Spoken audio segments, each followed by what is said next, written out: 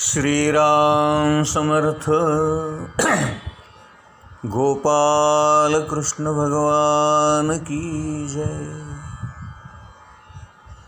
आता हा विषय आणखीन थोडं खोलात जाऊन आपण बघूया. आपण नेहमी म्हणतो चांगलं कर्म केलं की आपल्याला पुण्य प्राप्त होतं आणि वाईट कर्म केलं की आपल्याला पाप प्राप्त होतं. परंतु आपण कोणतं कर्म करावं, चांगलं करावं की वाईट करावं, ते कसं करावं, केव्हा करावं, कुठे करावं, कुणाच्या बरोबर करावं, नाही का, या सगळ्या गोष्टी भगवंत ठरवतो. मग असं असताना त्याने जर ठरवलं माझ्या मुखातून आज भगवंताचं नाम येऊ दे किंवा आज भगवंताचं हे गुणवर्णन होऊ दे, तर बघा बरं शक्य आहे का? मला आता या क्षणी दुसरं काम करता येणार आहे का? किंवा मला काही इतर गोष्टी करता येतील का? नाही. मी आता ही भागवत कथा सांगायला बसलोय, हे मी माझ्या इच्छेने बसलोय का? जरा बारकाईने विचार करा. एक कथा सांगतो म्हणजे तुमच्या विषय लक्षात येईल. की एक मनुष्य नामस्मरण करत होता. साधारणपणे एक 10-1 वर्षाचा काळ लोटला आणि 10 वर्ष तो नामस्मरण करत होता. आणि मी नामस्मरण करतो आहे याचा कुठेतरी त्याच्या मनामध्ये अहंकार निर्माण झाला. आणि म्हणून त्या माणसाची परीक्षा घ्यावी म्हणून एक जण तिथे आला. तो सहज त्याच्याशी बोलू लागला. का हो, काय करताय? तो म्हणाला, मी नामस्मरण करतो. कधीपासून करताय? गेली 10 वर्ष झाली मी नामस्मरण करतो. वा वा, फार छान. खरंच तुमचं कौतुक करायला पाहिजे. तो जरा फुगला आणि मग सांगायला लागला, ओ काय सांगू तुम्हाला, एका जागी बसून एक चित्ताने मी गेली 10 वर्ष नामस्मरण करतो. ऊन आलं, पाऊस आला, वारं आलं तरी मी ही जागा सोडत नाही. काय वाटेल ते झालं तरी मी ही जागा सोडत नाही. आणि मी असं अत्यंत कठोर असं नामस्मरण केलं. तो दुसरा माणूस हसतो. हो का? वा वा.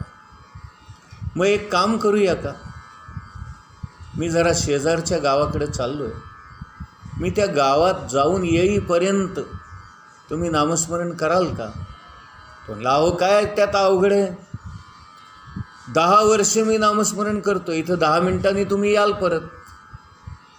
10 मिनटं मला काय नामस्मरण करायला अवघड आहे का? किंवा फार फार तर तास लागेल, 2 तास लागतील. किंवा तुमचं अजून काही तिथं काम असेल किंवा कुणी मित्र भेटला तर 3-4 तास लागतील. समजा तुम्ही संध्याकाळी परत आला असं गृहीत धरू आपण. आणि आता दुपार झालेली आहे. संध्याकाळपर्यंत नामस्मरण करायला काय अवघड आहे? अहो मी 10 वर्ष करतोय. तो माणूस हसला. हो का? अरे वा वा, छान छान. करा हं, तुम्ही नामस्मरण करा. तुम्ही नामस्मरणाला बसा आणि मी जरा शेजारच्या गावात जाऊन येतो, असं सांगून तो माणूस गेला. आणि हा माणूस नामस्मरणाला बसला. आता काय गंमत झाली माहिती आहे का? तो नामस्मरण करायला बसला आणि त्याला खालून जणू काही चटके बसतायत असं व्हायला लागलं. जसा एखादा तापलेला तवा तापावा आणि त्याच्यावर आपण हात लावावा किंवा पाय ठेवावा आणि जसा चटका बसतो तसा तो हळूहळू तवा गरम व्हायला लागला. तशी ती खालची जागा हळूहळू तापू लागली आणि याला बसणं मुश्किल झालं. त्याला काही समजेना. तो उभा राहिला तरी समजेना. तो दुसरीकडे गेला. त्याने ती जागा सोडली, दुसऱ्या ठिकाणी जाऊन बसला. तिथं गेल्यावर वेगळंच घडलं. तिथं अनेक प्रकारच्या मुंग्या एकदम आल्या आणि त्याला मांडीला चावा घेऊ लागल्या. त्याला सहनच होईना, एका जागी बसवेना. परत तो उठला, तिसरीकडे गेला. तिसरीकडे गेल्यानंतर काय झालं, ते झाड हालायला लागलं आणि त्या झाडावरची फांद्या, बारीक बारीक काट्या त्याच्या डोक्यावर पडायला लागल्या. त्याला कळेना आता काय करावं. तो दुसरीकडे जाऊन बसला. तर जोरात पाऊस सुरू झाला. अरे बापरे. मग त्याच्या लक्षात आलं, हे काहीतरी विचित्रच घडतंय आज सगळं. आणि मग तोपर्यंत तो माणूस परत आला. त्याने विचारपूस केली, काय बाबा, नामस्मरण चालू आहे ना जोरदार?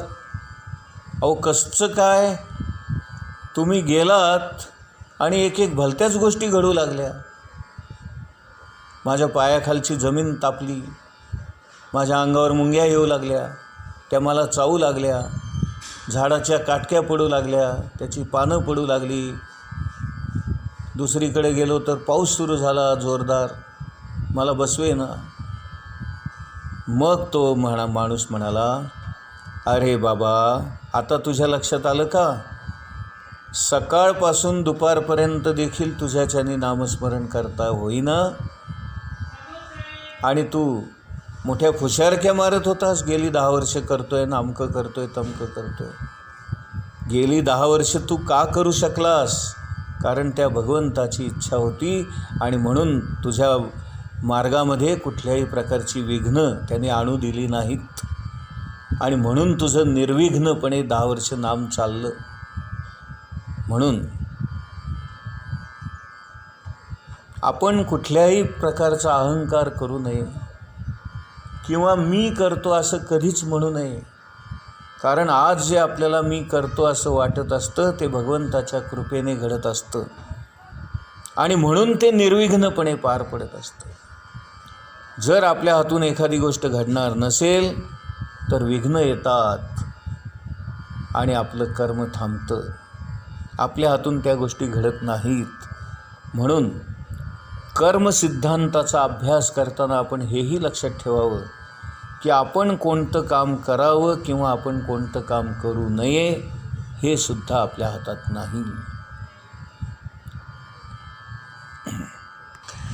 भगवंतच आपल्या हातून कर्म घडवून आणतो आणि भगवंतच त्याचं फळ देतो. आणि मग त्याच्या इच्छेने आज मी भाकरी चटणी खावी का, आज मी गुलाबजाम खावे का, आज मी खिचडी खावी का, आज मी उपाशी राहावं, हे सगळं भगवंत ठरवतो. आणि म्हणून आपण एक हिंदीमधलं वाक्य नेहमी म्हणतो बघा, दाने दाने पे लिखा है खाने वाले का नाम. एक घडलेला प्रसंग सांगतो तुम्हाला, म्हणजे तुमच्या लक्षात येईल. आमच्या शेजारी राहणारे देशपांडे कुटुंब आहे. त्यांच्या मुलीची डिलिव्हरी झाली आणि डिलिव्हरी झाल्यानंतर जेव्हा 7-8 दिवसांनी त्या मुलीचा डिस्चार्ज झाला आणि ते बाळ आणि बाळंतीण दवाखान्यातून घरी आणायचं होतं, तेव्हा मला शेजारचे देशपांडे काका आले आणि मला म्हणाले, जोशी काका एक मदत कराल का? मी म्हटलं काय हो? ते म्हणे आपल्या मुलीला दवाखान्यातून आज घरी आणायचं आहे, तर तुम्ही याल का माझ्याबरोबर आणि तुमची गाडी घेऊन याल का? मी म्हटलं येतो ना, त्यात काय एवढं. मग मी आणि ते देशपांडे काका आम्ही दोघं मिळून आमच्या गाडीतून त्या दवाखान्यात गेलो. त्या सगळ्या फॉर्मॅलिटीज केल्या. त्या मुलीचा डिस्चार्ज झाला. तिचं सगळं सामान गोळा केलं, ते बाळ घेतलं आणि त्या मुलीला गाडीत घालून त्या बाळासकट घरी घेऊन आलो. आता हे सांगण्याचा उद्देश माझा मोठेपणा नाही किंवा मी कसा गाडीतून तिला घेऊन आलो हे सांगण्याचा नसून मला हे सांगायचं आहे की त्या नवीन जन्माला आलेल्या बाळाच्या प्रारब्धामध्ये पहिला प्रवास गाडीतून व्हावा ही त्या भगवंताची इच्छा होती. आणि म्हणून त्या भगवंतानी तिच्या सासऱ्यांना ती प्रेरणा दिली की शेजारच्या जोशींकडे जा आणि त्या जोशींना गाडी सकट घेऊन ये आणि त्या गाडीतून त्या मुलाला घरी घेऊन ये. म्हणजे एखाद्या माणसाच्या प्रारब्धामध्ये गाडीतून प्रवास लिहिलेला असेल तर तुमच्याकडे तुमची स्वतःची गाडी असण्याची गरज नाही. हे मला सांगायचं आहे की भगवंत तुमच्यासाठी गाडीची सोय करतो. तो गाडी सकट ड्रायव्हर पाठवतो आणि तुम्ही गाडीतून प्रवास करता. हा घडलेला प्रसंग आहे म्हणून मुद्दाम सांगितलं की त्या जन्माला आलेल्या बाळाच्या प्रारब्धामध्ये पहिला प्रवास गाडीतून करावा अशी भगवंताची योजना होती. त्याप्रमाणे त्याने त्या लोकांना प्रेरणा दिली आणि ही घटना घडवून आणली. म्हणून करता करविता भगवंत असतो. एक लक्षात घ्या, मला नाही म्हणता आलं असतं की नाही, मी मदत नसती केली तर काय झालं असतं, दुसरा कोणीतरी गेला असता किंवा त्याला रिक्षातून घेऊन आले असते किंवा अजून काही केलं असतं, स्पेशल टॅक्सी केली असती, काहीतरी केलं असतं. बरोबर ना. म्हणजे शेवटी आपण काय म्हणायचं या गोष्टीतून निष्कर्ष की भगवंत ज्याप्रमाणे घटना घडवून आणतो त्याप्रमाणे घटना घडतात. त्या लोकांना भगवंत प्रेरणा देतो आणि म्हणून तशा घटना घडतात. दाने दाने पे लिखा है खाने वाले का नाम याचं आणखीन एक घडलेलं उदाहरण सांगतो, हे तुमच्या लक्षात येईल. एकदा आमच्या घरामध्ये मस्तपैकी बासुंदी पुरीचा बेत केलेला होता आणि आम्ही नैवेद्य दाखवून दुपारच्या जेवणासाठी आता बसणार. इतक्यात माझा एक मित्र दारात आला. तो म्हणला, जोशीबुवा तुमची पेटी घ्या आणि आपल्याला ताबडतोब गजानन महाराजांच्या मंदिरात जायचं आहे आणि तिथे आपल्याला थोडा वेळ भजन करायचं आहे आणि दुपारचा प्रसाद आपण त्या मंदिरातच घेऊ आणि प्रसाद घेऊन आपण घरी येऊ. झालं बुवा. माझा एक स्वभाव आहे बरं का, मी कुणाला नाही म्हणत नाही. मी लगेच त्या मित्राला म्हटलं, बैस एक 5 मिनटं मी आवरतो, आपण जाऊया. मित्र बसला. तोपर्यंत बायकोनी त्याला चहा आणून दिला.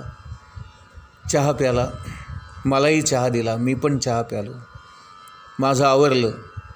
पेटी घेतली, माझी गाण्याची डायरी घेतली, गाडी बाहेर काढली, गाडीत बसलो आणि आम्ही दोघेही आमच्या घरापासून एक 7-8 किलोमीटर अंतरावर असणाऱ्या गजानन महाराजांच्या मंदिरात पोहोचलो. तिथे मस्तपैकी 1-1.5 तास भजन केलं आणि भजन केल्यानंतर त्या मंदिरामध्ये जो काही प्रसाद होता तो आम्हाला प्रसाद भोजन मिळालं. आता एक मला मुद्दाम का सांगायचं आहे की घरामध्ये आम्ही त्या दिवशी बासुंदी पुरीचा बेत केलेला असून सुद्धा, बासुंदी तयार असून सुद्धा माझ्या नशिबामध्ये पिठलं भाकरी लिहिलेली होती, मिरचीचा खरडा लिहिलेला होता, वांग्याची भाजी लिहिलेली होती आणि त्या दिवशी गजानन महाराजांच्या मंदिरामध्ये प्रसाद भोजन म्हणून पिठलं भाकरी, वांग्याचा रस्सा आणि मिरचीचा खरडा होता आणि तो खाऊन आम्ही दुपारी घरी आलो. मी हे मुद्दाम का सांगतोय, तर आपल्या वाट्याला त्या दिवशी काय अन्न मिळावं किंवा आपण काय खावं हे भगवंताने ठरवलेलं असतं. जरी आपल्या घरामध्ये बासुंदी बनलेली असली तरीसुद्धा ती आपल्या पोटात जाईल, ती आपल्या मुखात जाईल हे निश्चितपणे सांगता येत नाही. कारण भगवंतानी त्या दिवशी तुम्ही भाकरी पिठलं खावं ही इच्छा आहे आणि म्हणून तसं ते घडलं आणि म्हणून तो माणूस माझ्या घरी आला, म्हणून त्याने मला नेलं. म्हणजे बघा, आपल्याला प्रारब्ध बदलता येत नाही, प्रारब्धातल्या गोष्टी बदलता येत नाहीत आणि दाने दाने पे लिखा है खाने वाले का नाम. त्या दिवशी बासुंदीवर माझं नाव लिहिलेलं नव्हतं, तर गजानन महाराजांच्या प्रसादातल्या पिठलं भाकरीवर माझं नाव लिहिलेलं होतं आणि तीच माझ्या मुखात गेली. हे बघा, आपल्या आयुष्यात घटना घडतात, गोष्टी घडतात, तेव्हा बारकाईने आपण त्याचा आध्यात्मिकदृष्ट्या, पारमार्थिकदृष्ट्या विचार केला तर या सगळ्या गोष्टी आपल्या लक्षात येतात. गोपाल कृष्ण भगवान की जय.